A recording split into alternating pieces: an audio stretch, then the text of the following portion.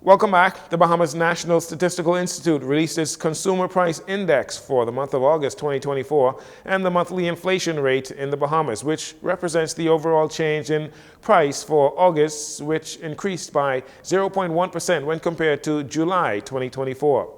This increase reflected in the overall price of items purchased by the average consumer during this period.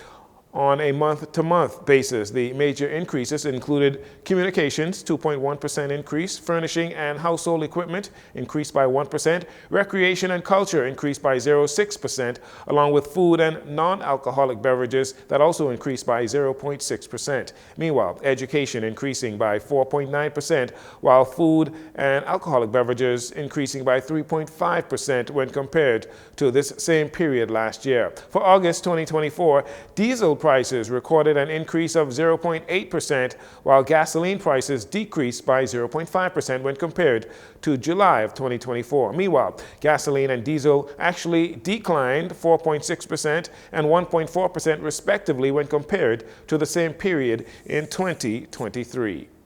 The Free National Movement says the Bahamas faces a growing housing crisis with a reported need for 12,000 low-cost homes.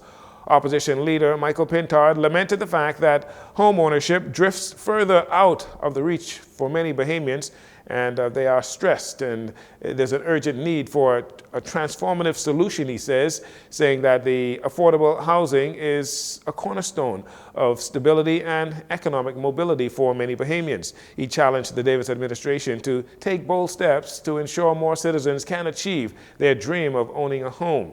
Mr. Pintard also emphasized the need for streamlining housing legislation and expediting approvals for building projects to remove barriers to private housing developments.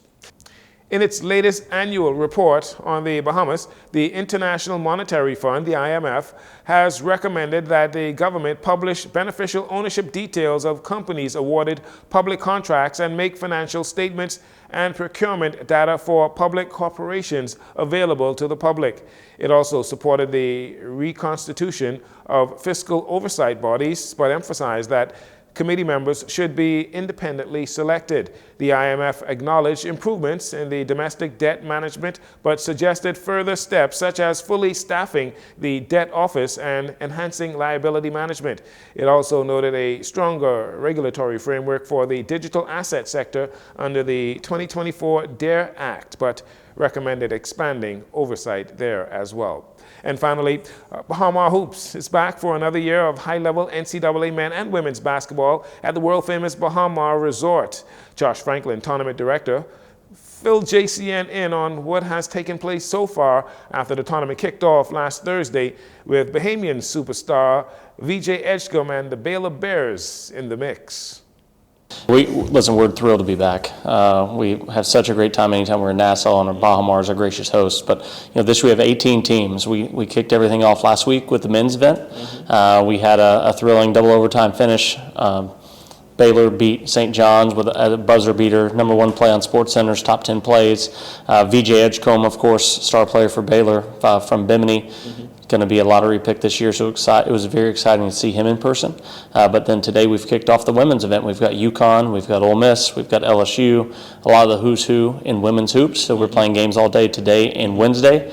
Then we conclude this weekend. Got games Friday, Saturday, and Sunday with men's mid-majors.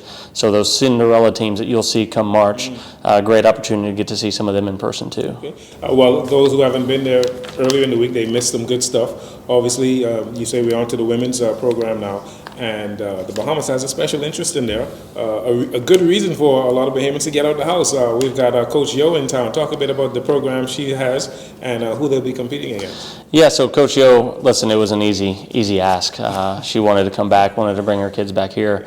She was with us a couple years ago, and she wanted the opportunity to play UConn. Whenever you think you've got a good team, it's a great opportunity to play really, really good competition on a neutral court. And dare I say, I think they'll be the home team because they're going to have a lot of folks out cheering on the Rebels. They'll play tonight at 5 p.m. If they win tonight at 5, they'll play on Wednesday night in the championship at 7:30 against most likely UConn. So as a promoter, we don't get to say who wins and who loses, but we do think it'll be UConn and Ole Miss in the championship. Of course, we were talking about Coach Yolette McPhee-McEwen from Grand Bahama.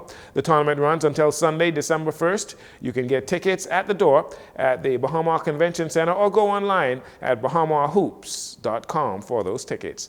That'll do it for your JCN Evening News. Once again, I'm Jarino Saunders. Thank you so much for joining us. The news has been brought to you by Sun Oil Limited.